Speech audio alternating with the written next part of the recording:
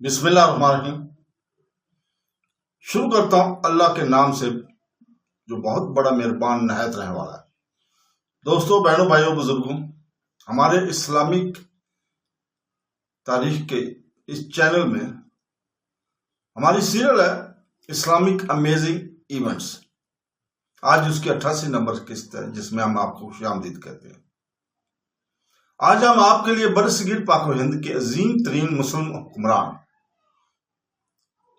میں سے ایک کی غیر معمولی کہانی لے کر آئے ہیں۔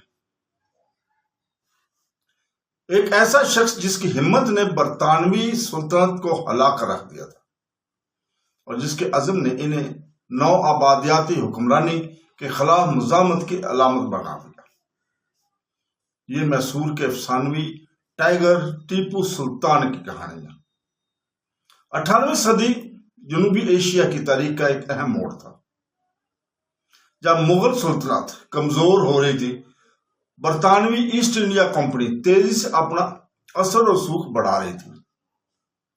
سفارتکاری، فوجی طاقت اور سیاسی سازشوں کے ذریعے کمپنی نے آہستہ آہستہ کئی ہندوستانی ریاستوں کو اپنے کنٹرول میں لے لیا تھا۔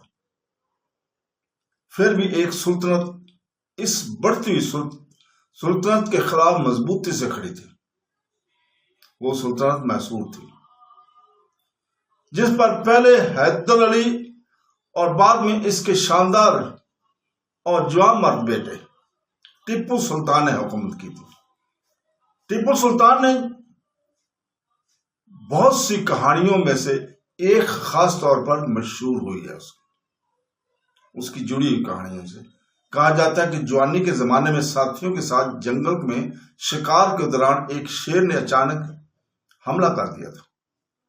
مبینہ طور پر اس کا آتشی اسلحہ اہم لمحے پر فائر کرنے میں ناکام رہا۔ صرف اپنی ہمت کے ساتھ ٹیپو سلطان نے جلدی سے اپنا خنجر نکالا اور طاقتور جانور سے قریب سے لڑا، یہاں تک کہ وہ گر گیا۔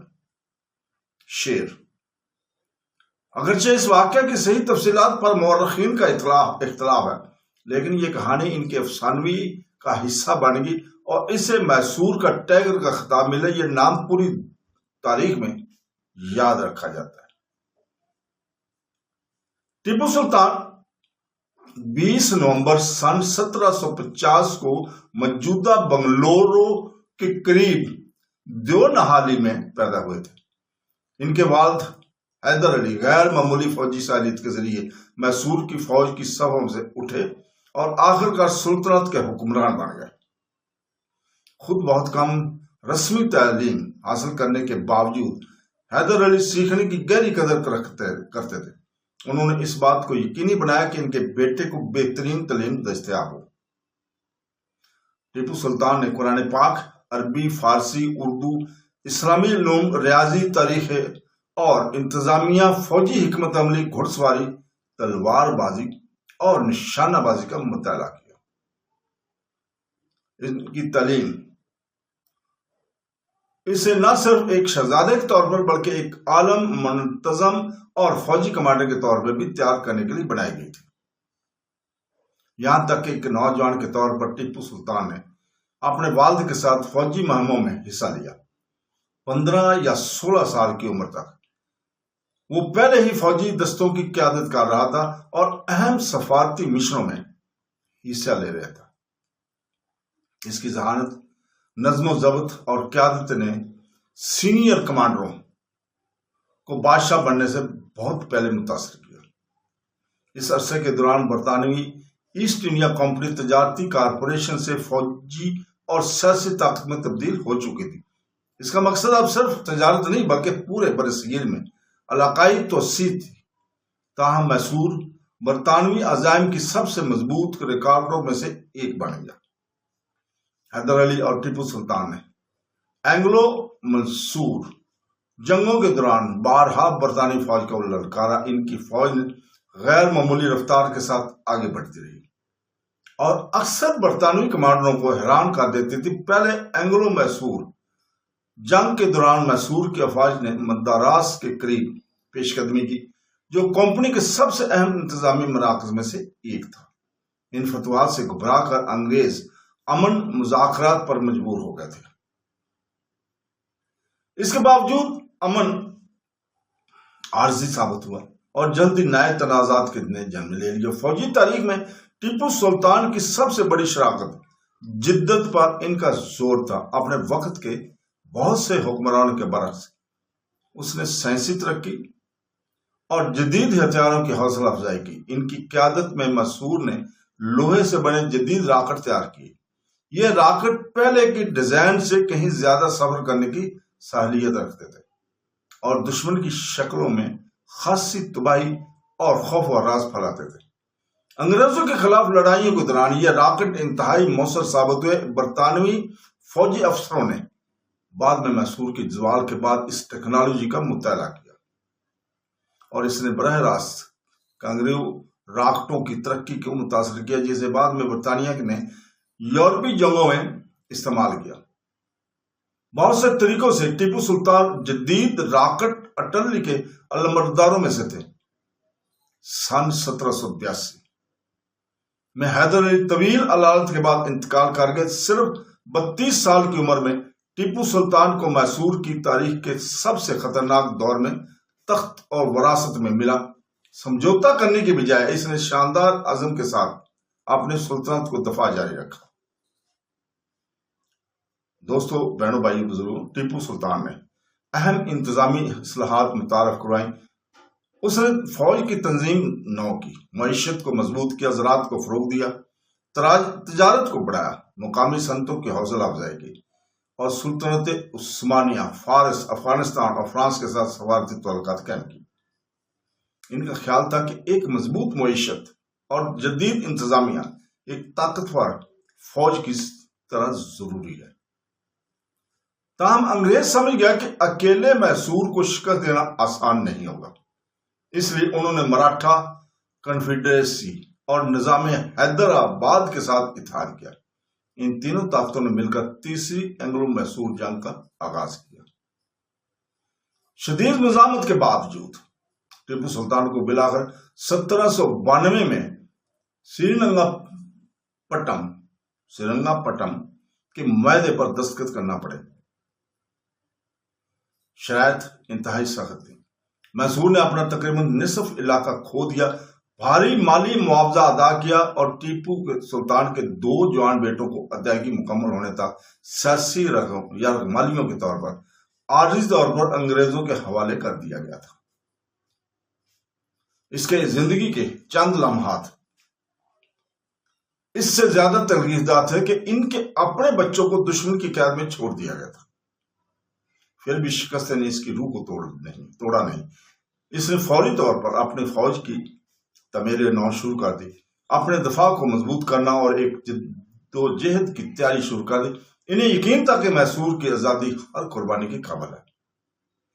کئی سال بعد چوتھی اینگلو میسور جنگ شروع ہوئی۔ اس بار انگریزوں کے پاس زیادہ فوجی طاقت، بہتر وسائل اور طاقتور اتحادیوں کی حمایت تھی۔ اس کے ساتھ ہی اندرونی غداری نے میسور کو اندر سے کمزور بھی کر دیا تھا۔ تاریخی ذرائع میں ٹیپو سلطان کے اعلیٰ عہدیداروں میں سے ایک میر صادق کے کردار کی وضاحت کی گئی ہے، جس کے سرنگا پٹم کے محاصرے کے دوران کیے گئے اقدامات کو طویل عرصے میں غداری کا ایک فعل قرار دیا جاتا ہے، جس نے برطانوی فوج کے لیے راستہ کھول دیا تھا۔ جیسا کہ مئی 1799 میں برطانوی فوجیوں نے دارالحکومت پر حملہ کیا، ٹیپو سلطان نے ذاتی طور پر قلعہ کے دفاع کی قیادت کی۔ دھوئیں اور توپ خانے کی آگ اور شدید لڑائی میں گھرے ہوئے اس نے میدان جنگ چھوڑنے سے انکار کر دیا۔ زخمی ہونے کے بعد بھی وہ اپنے سپاہیوں کے شانہ بشانہ لڑتے رہے۔ ان سے جڑی ایک مشہور روایت کے مطابق جب شیروں نے انہیں خفیہ راستے سے فرار ہونے کی تلقین کی تو ٹیپو سلطان نے جواب دیا کہ گیدڑ کی ایک طرح 100 سال تک ایک دن شیر کی طرح جینا کہیں بہتر ہے۔ مطلب یہ کہ گیدڑ کی 100 سال کی زندگی شیر کی ایک دن کی زندگی سے زندگی بہتر ہے شیر کی۔ تو چاہے قطعی طور پر محفوظ ہو یا بعد کی تاریخ روایت کے ذریعے یہ الفاظ ہمت اور غیرت کا لازوال علامت بن گئے تھے۔ 4 مئی 1799 کو ٹیپو سلطان سرنگا پٹم کا دفاع کرتے ہوئے مارے گئے، شہید ہوئے۔ اس کی عمر صرف 48 سال تھی۔ ان کی موت نے جنوبی ہندوستان میں آخری بڑی آزاد طاقت کے زوال کی نشاندہی کی جو برطانوی توسیع کو سنجیدگی سے چیلنج کرنے کے قابل تھی۔ فتح کے بعد برطانوی اثر و رسوخ پورے برصغیر میں تیزی سے پھیل گیا۔ بہت سے مورخین کا خیال ہے کہ میسور کے زوال نے 19ویں صدی کے دوران ہندوستان میں برطانوی تسلط کو نمایاں طور پر تیز کیا تھا۔ ٹیپو سلطان جنوبی ایشیا کی تاریخ کے سب سے زیادہ بحث حکمرانوں میں سے ایک ہے۔ زیر بحث مختلف تاریخی روایت اس کے پالیسیوں، انتظامیہ اور فوجی مہمات کے مختلف تشریحات پیش کرتی ہیں، تاہم اس بات میں بہت کم اختلاف ہے کہ وہ ایک غیر معمولی باصلاحیت کمانڈر، ایک قابل منتظم فوجی ٹیکنالوجی میں جدت پسند اور ہندوستان میں یورپی نوآبادیاتی توسیع کے سخت ترین مخالفین میں سے ایک تھے۔ ان کی وراثت نے صرف تاریخی ریکارڈ میں بلکہ اس کی کامیابیوں میں بھی زندہ ہے۔ ٹیپوز ٹائیگر کے نام سے مشہور میکینیکل نمونہ جو اب لندن میں محفوظ ہے، برطانوی حکومت کی خلاف مزاحمت کرنے کے اس کے عزم کی عکاسی کرتا ہے۔ اس کے فوجی راکٹوں نے جدید جنگ میں بعد کی پیش رفت کو متاثر کیا۔ ان کی انتظامی اصلاحات نے میسور کی معیشت کو مضبوط کیا، جبکہ ان کی سفارتی کوششوں نے عالمی سیاست کی واضح سمجھ کا مظاہرہ کیا۔ اپنی موت کے 2 صدیوں سے زیادہ بعد ٹیپو سلطان مورخین، اسکالرز اور عسکری تاریخ کے طالب علموں کو متاثر کرتے رہے۔ ان کی زندگی سکھاتی ہے کہ قیادت، ہمت، علم، تیاری اور اصولوں کے لیے اٹل عزم کا تقاضا کرتی ہے۔ مختلف تاریخی آراء سے قطع نظر استعماری تسلط کے خلاف ان کی مزاحمت نے اس بات کو یقینی بنایا تھا کہ ان کا نام برصغیر پاک و ہند کی تاریخ میں ہمیشہ کے لیے لکھا جائے گا۔ دوستو، تاریخ صرف فتوحات، شکستوں کو یاد رکھنے کی نہیں ہے، یہ ان لوگوں کے فیصلوں، قربانیوں اور اسباق کو سمجھنے کے بارے میں بھی ہے جنہوں نے تہذیبوں کے دھارے کو تشکیل دیا۔ ٹیپو سلطان کی کہانی ہمیں یاد دلاتے کہ عزم، وژن اور ہمت ایک ایسا ورثہ چھوڑ سکتی ہے جو کسی حکمران کی زندگی کے بعد بھی زندہ رہتی ہے۔ اگر آپ کو یہ دستاویزی فلم، ویڈیو، قسط اچھی لگی ہو تو برائے کرم اس ویڈیو کو لائک کریں، اپنے دوستوں، اہل خانہ کے ساتھ شیئر کریں، اور تاریخی ذرائع پر مبنی مزید مستند دستاویزی ویڈیوز کے لیے ہمارے اسلامی ہسٹری چینل کو سبسکرائب کریں۔ اللہ ہمیں تاریخ سے سبق سیکھنے اور اس کے اسباق سے مستفید ہونے کی توفیق عطا فرمائے۔ آمین ثم آمین۔ اللہ حافظ۔